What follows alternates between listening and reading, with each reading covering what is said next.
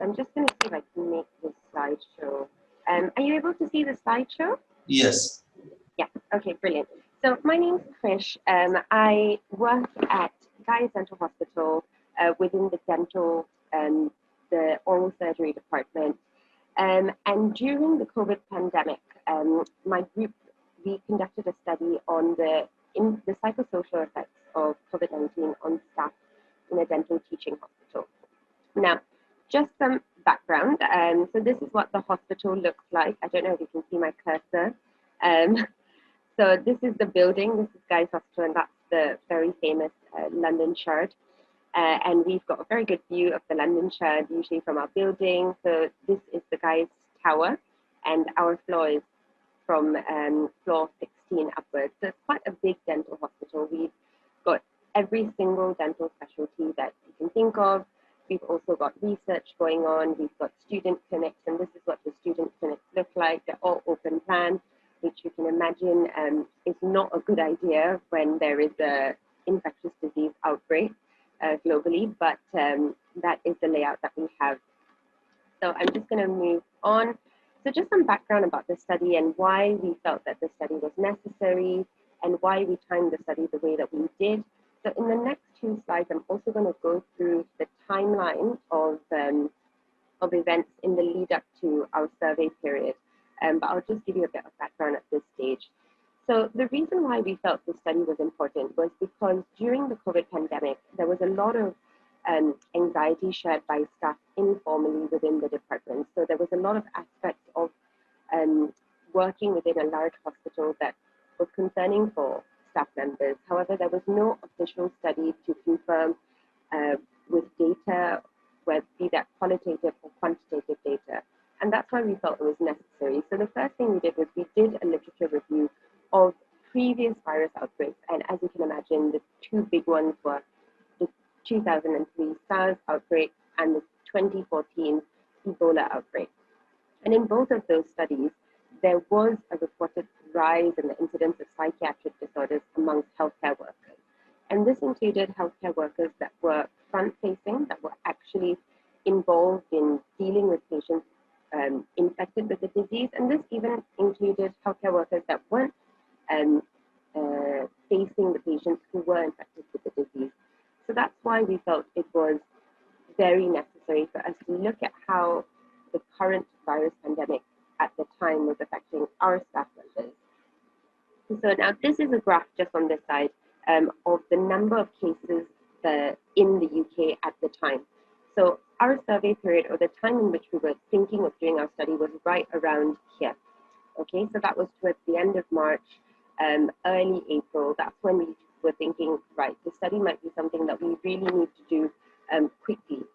And you can see here, it's right around the time there was a huge rise in cases. And you can see how that exponential rise really could have created a lot of anxiety amongst staff and other workers within the hospital.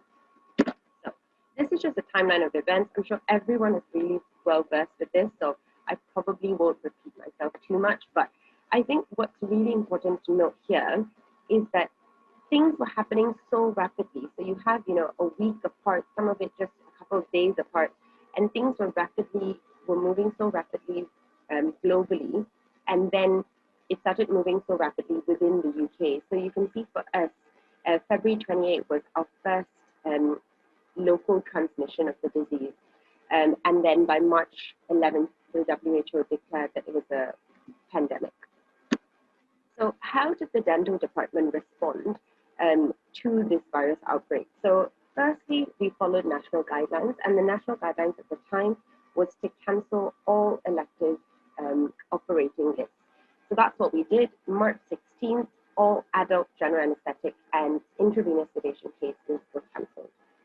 And then March 18th, we canceled all our pediatric general anesthetic cases. And within a few days, nationwide, the UK went into a lockdown. And in view of this, the dental department cancelled all our elective consultant clinics, and the first wave of redeployment happened. Now, in the subsequent slides, I'm going to go through what redeployment means. Here, I'm not sure if the concept of redeployment existed in the various other parts of the world, but I'd be very curious and keen to know actually what it was like in your country. So please feel free to share. And next, so March 27th, the UK Prime Minister, Sir Boris Johnson, and Matt Hancock, the Health Secretary, both tested positive for the virus. And you can see how all these things could have really added to the stress of the staff within the unit. And then April 1st, we had a second wave of redeployment of staff, and that's when we did our survey between April 1st and 3rd. But there was, at the time, a lot of discussion about when the next wave of redeployment would happen as well. So, just the aims. Now, the aims of the study really was to offer some concrete evidence that we could put to the public and to the trust about anxiety levels amongst dental staff. Now, we knew that there was a lot of research happening in the medical field. So a lot of ICU staff, a lot of A&E staff, a lot of research was happening about their anxiety levels. But as dental staff, I think there was the assumption that we're not quite as patient-facing, so there was a lot less research happening on the impact of the pandemic on us.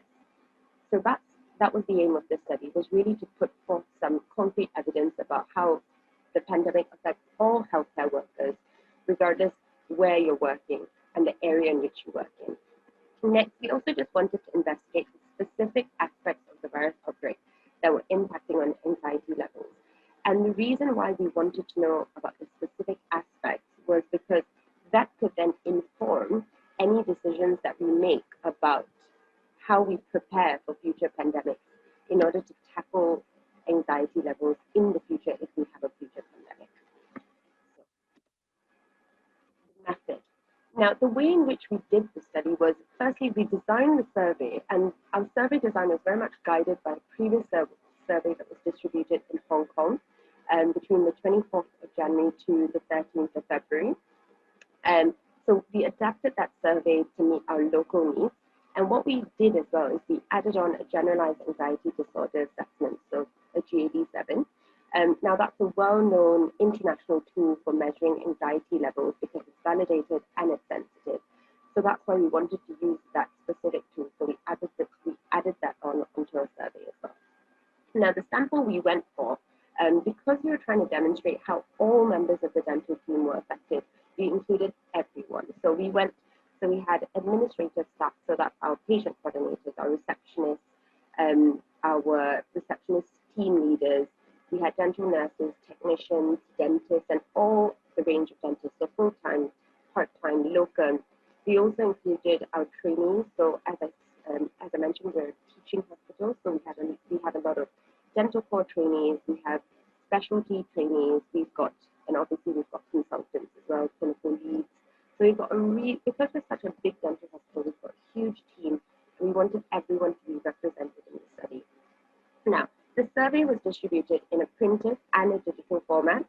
So the printed format, we literally printed out the survey and we gave it out by hand to all members of the dental team.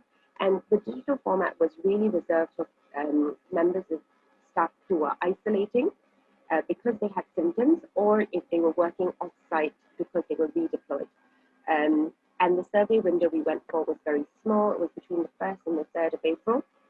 So a very small survey window. And the reason why we went for a small survey window is because we really didn't want, there were so many things happening every day, and we knew that if something big happened in between our survey period, it'd be hard to distinguish if the results were attributed to that specific event or whether it was the outbreak in general. So we tried to pick a small survey window so that we had a less likelihood of that happening. And finally, the thing I just wanted to highlight was there was no financial compensation for filling in the survey.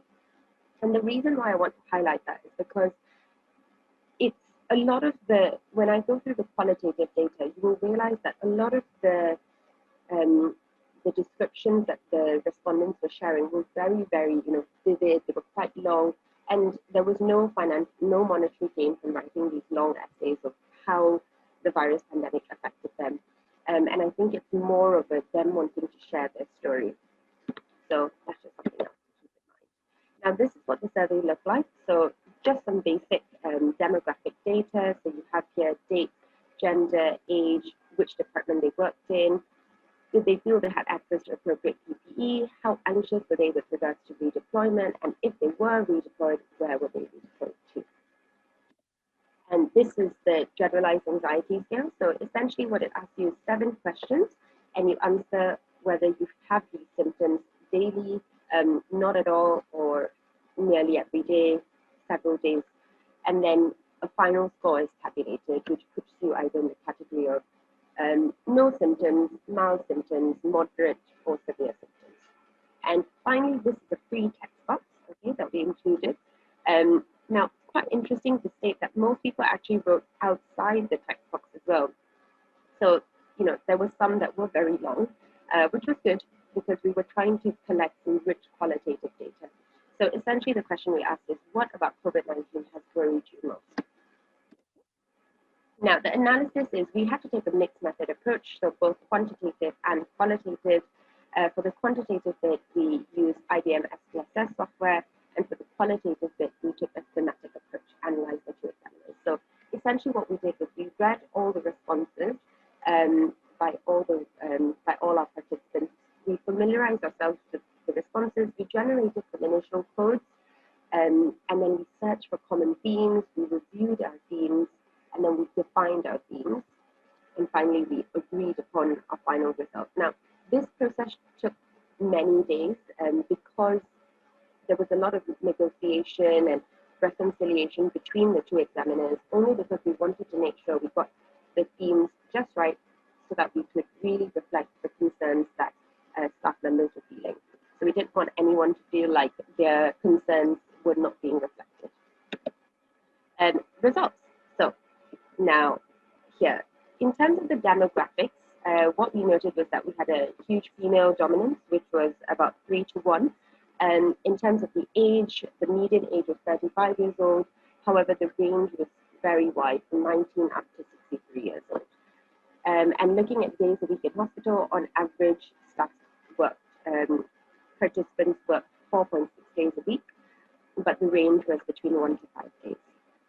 Now, just on here, you can see that I'm just going to show you the specialties that were represented in the survey. It's every dental specialty was represented except dental radiology.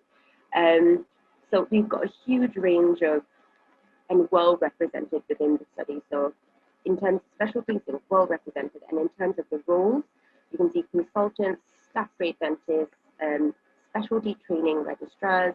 You've got nurses, technicians, and administrative staff as well. So very well represented in our study. Next, now I'm just going to explain what redeployment is, because this actually underpins a lot of the initiatives that the NHS took to battle the COVID pandemic. Now, what is redeployment? I'm not really sure if other nations have had redeployment, and like I said before, I'd be very keen to know. But redeployment is when NHS employees who are no longer required to perform their current role were reassigned to an alternative role, either at a different site or outside their usual job description, and on a temporary basis. So what this meant is that because elective clinics were being cancelled, we managed to free up a lot of staff. So as we were cancelling our operating theatre list, as we were cancelling our routine clinic list, our screening list, our just our basic day-to-day clinical activity, a lot of staff were freed up. So we had people who were available to help combat the pandemic in other areas. And the other areas that were under surplus or in high demand were places like the COVID positive wards, inpatient renal wards, intensive care units, A&E, pods for testing, the satellite dialysis unit, the staff food shop. Now, I know the staff food shop may sound a bit strange, but the reason why was because, I'll go through it more at the end as well, but the reason why was because the trust and the hospital was trying very hard to keep the food shop open for longer in order to support staff that have to work overnight or really long hours, especially within these units. So we wanted them to feel supported, and that's why even within the dental department, we were happy to cover the food shop just so that it could stay open for longer and offer that support for other staff members. And finally, some people were sent to the NHS England testing cell unit, and this was to help with procurement of kits for testing. Now, redeployment. So most respondents, more than half of respondents, reported very high to high anxiety levels around redeployment to other departments. So when you look on here, when they were asked to place on a Likert scale, how anxious are you about being redeployed? A lot of people were in the high to very high category. Next, perceived access to personal protective equipment. So the question was, do you feel you have access to appropriate PPE at work? So 62% responded yes. However, there was about a third of respondents that responded no. Now, the reason why I think this is the case is because during the time, so you can imagine the time that we did our survey was very early on in the pandemic, and I think every global body and every local body was trying to come up with their own version of PPE requirements, and this made the public and staff members very confused. So they would be at one unit that would tell them one thing, and then go to another unit, and then they would be told something else. So I think a lot of, even though they had access to appropriate PPE, it was difficult for them to discern whether the term appropriate, because it just kept changing almost daily, sometimes multiple times in a day, depending on which unit you were in. So that's just something else to bear in mind as well. The need for clear guidances from the start. Anxiety. Now we're getting onto the anxiety bit. So 17% of respondents, which is worryingly high, displayed severe symptoms of generalized anxiety. There was quite a few respondents who genuinely scored a full score on the anxiety scale, which is very worrying to see. And 53.2%, so more than half of respondents, displayed some symptoms. Overall, the mean GAD-7 score was 8.15, which is very high. And then what we did was we compared the GAD-7 scores based on job roles. And what we found was that the nurses actually scored the highest overall GAD-7 score. And now I think part of the reason is because of all the staff that were redeployed, 50% of the staff that were redeployed, the highest number, was the dental nurses.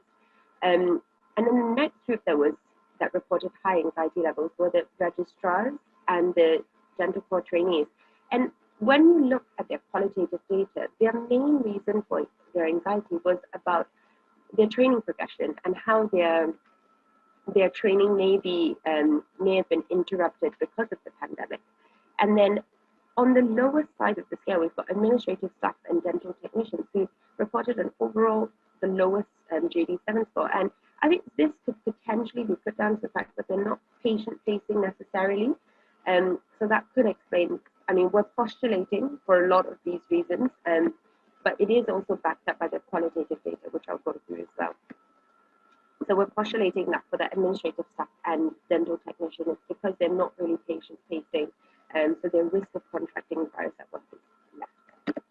So when we asked everyone, what about COVID-19 has worried you most?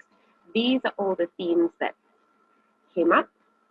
So you can see we've got friends and family, personal health, nature of the disease, the current job, general uncertainty, social and mental health, personal protection, public and patient care, politics, economy, career progression, media, finances.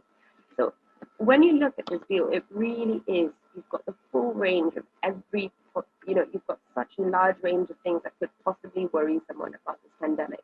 And these are just some of the major ones that were noted, and the biggest one was about friends and family. Now I'm going to explain each of these themes in greater detail.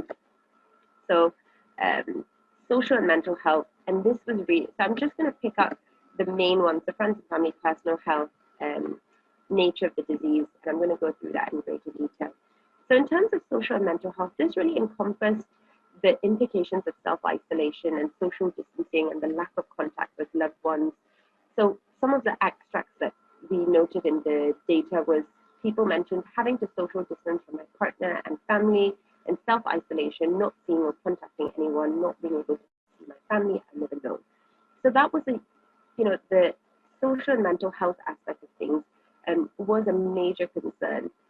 Next, we're looking at personal health, And this was really about the fears of contracting the virus and the impact of contracting the virus on personal health, which included that I might die, which sounds really morbid, but when you read such a statement on a questionnaire, you think, oh gosh, this really explains why someone is displaying such high anxiety scores. And another example was someone said that so many people already died, and that while I'm working at the hospital every day, it is easy for me to get infected.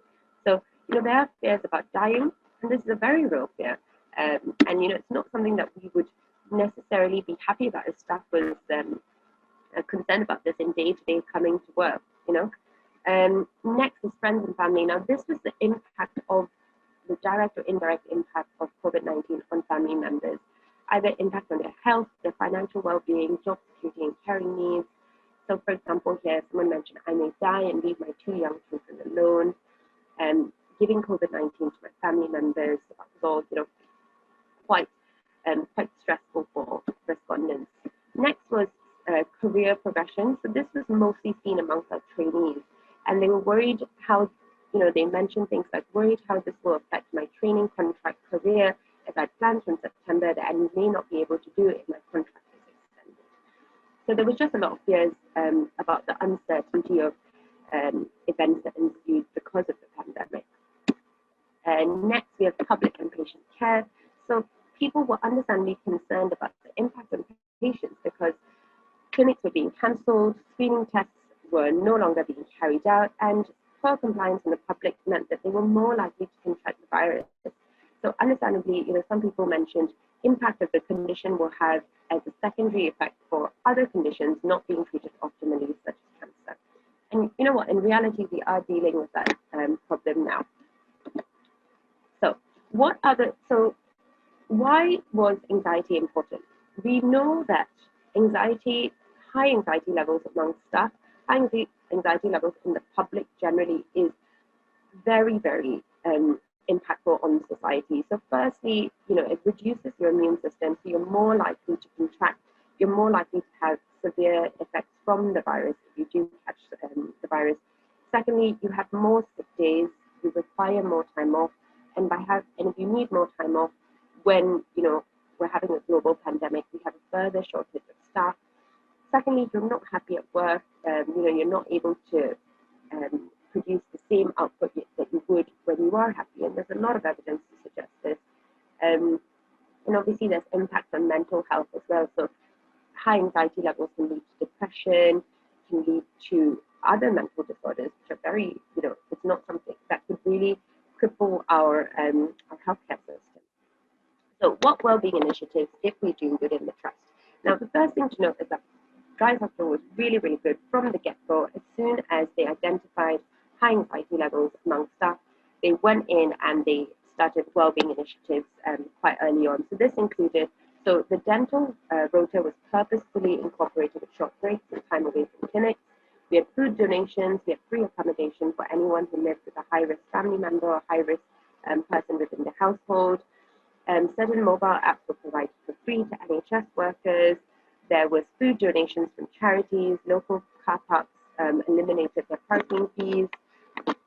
These were all sort of initiatives just to help staff in other areas so that they had less things to worry about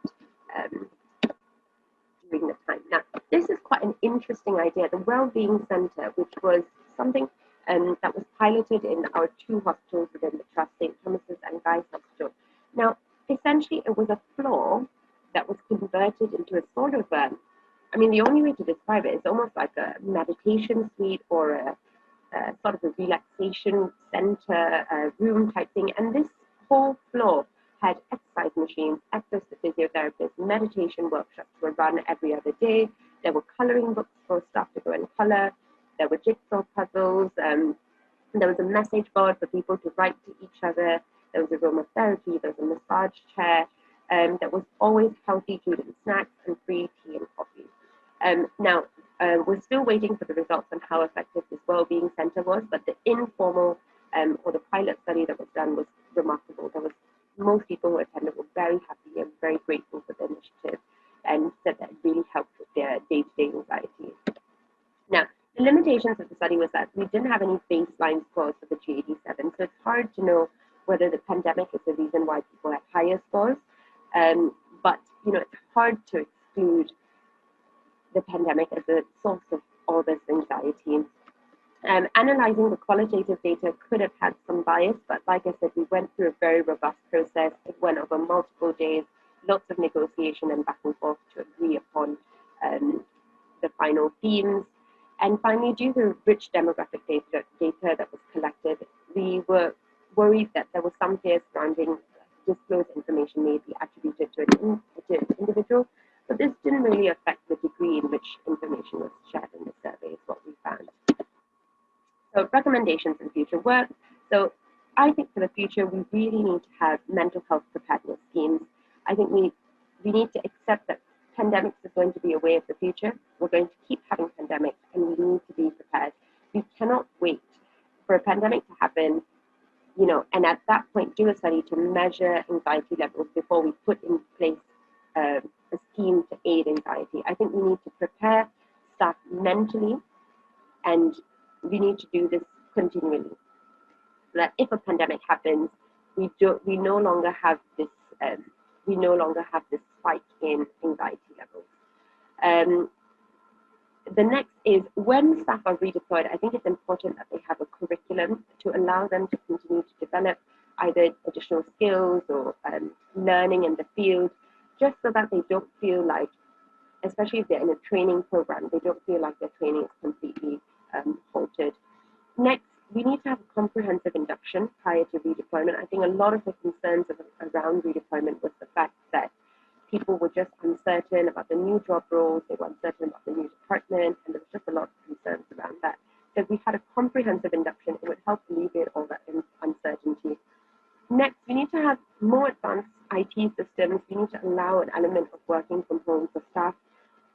I think during a pandemic, it's really important to reduce your risk of contracting the virus. So allowing staff to do sort of 3 days in hospital of patient-facing work, and then 2 days of off-site, either telephone consultations or video consultations, just to reduce their time of exposure to the virus would be ideal.